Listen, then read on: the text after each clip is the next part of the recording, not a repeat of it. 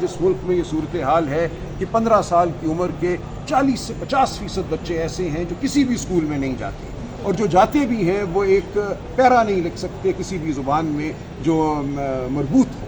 آج یہ صورتحال ہے کہ 40% بچے آپ کے 15 سال کی عمر کے ایسے ہیں جن کی جسمانی نشو و نما جو ہے ان کی عمر کے حساب سے کم ہے، وہ سٹنٹڈ ہیں۔ یہ کیا ہے اس کی وجہ؟ کیوں اس ملک میں ایسی پالیسیاں بنی کہ غریب کا خون نچوڑا گیا ہے، خون چوسا گیا ہے 78 سال سے؟ اس کی ایک بڑی وجہ ہے جمہوریت کا فقدان۔ جب ایک جماعت کو جمہوریت کا سہارا لینا پڑتا ہے، عوام کو جواب دہ ہونا پڑتا ہے، تو وہ ایسا نہیں ہونے دیتی۔ جب تک اس ملک میں جمہوریت نہیں ہوگی، ہمارے بچے جو ہیں ان کے جسم اور ان کے دماغ سکڑیں گے۔ جب تک جمہوریت نہیں ہوگی، ہمارے بچوں کو نابلد رکھا جائے گا، ان پڑھ رکھا جائے گا، تاکہ وہ اشرافیہ کے بچوں کے ساتھ مقابلہ نہ کر سکیں۔ تو ہم جمہوریت کی جنگ لڑ رہے ہیں، پاکستان کے غریب عوام کے لیے لڑ رہے ہیں۔ ہم یہ چاہتے ہیں کہ اس ملک میں عزت نفس بحال ہو، چادر و چار دیواری کا تقدس بحال ہو۔ یہ ہے ہماری جنگ۔ تھی اور عدالت نے توجہ سے آج سنی ہے۔ ظاہر ہے عدالت کی جانب سے سوالات ہوتے ہیں، ان سوالات کے جواب دیے، اور پیر والے دن انشاءاللہ یہ گزارشات جاری رہیں۔ سر، کل ایک فاضل جج نے کہا تھا کہ آپ ان سیٹوں کے حوالے سے اگلے الیکشن کی تیاری کریں، تو اس میں آپ کو لگتا ہے کہ سیٹیں ملیں گی؟ دیکھیں، میں کچھ نہیں کہنا چاہتا کہ کیا ہوگا۔ دیکھیں، وہ تو جج صاحب جو ہیں ان کا تو پہلے جو فیصلہ ہے وہ بالکل واضح ہے۔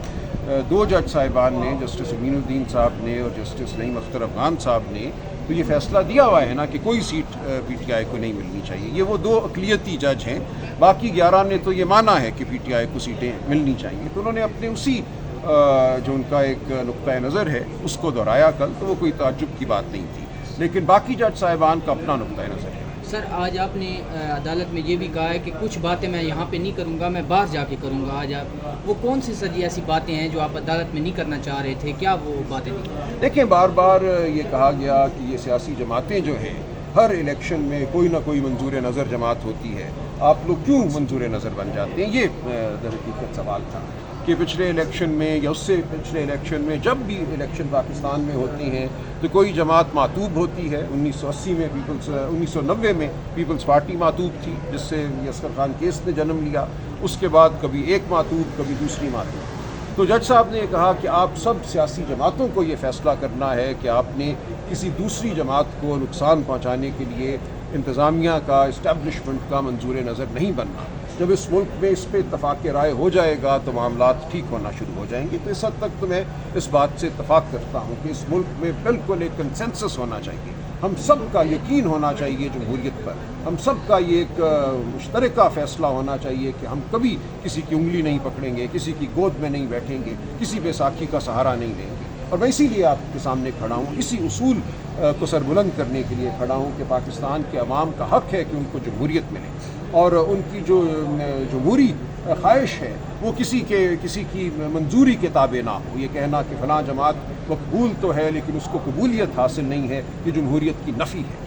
تو یہ بات کی انہوں نے کہا کہ آپ سب کو یہ ایک عزم کرنا چاہیے۔ لیکن دیکھیں، اس کا ایک دوسرا پہلو بھی ہے، ایک دوسرا رخ بھی ہے۔ اس ملک میں شروع سے سن 48 میں کہوں گا سے یہ ہو رہا ہے کہ جو جمہوری مزاج والی جماعتیں ہیں، جب کوئی جماعت جمہوریت کا ذکر کرتی ہے تو اس پہ حملہ کر دیا جاتا ہے، اس کو ختم کر دیا جاتا ہے، اور رہنے ہی ان جماعتوں کو دیا جاتا ہے بالآخر جو بیساکھی لے کر چلتی ہیں، جو گود کی منتظر رہتی ہیں، جو انگلی پکڑنے کے لیے تیار رہتی ہیں۔ تو اس ملک میں شروع دن سے ایک فیصلہ کر لیا گیا کہ ہم نے جمہوریت کو اس ملک میں جڑ نہیں پکڑنے دینا۔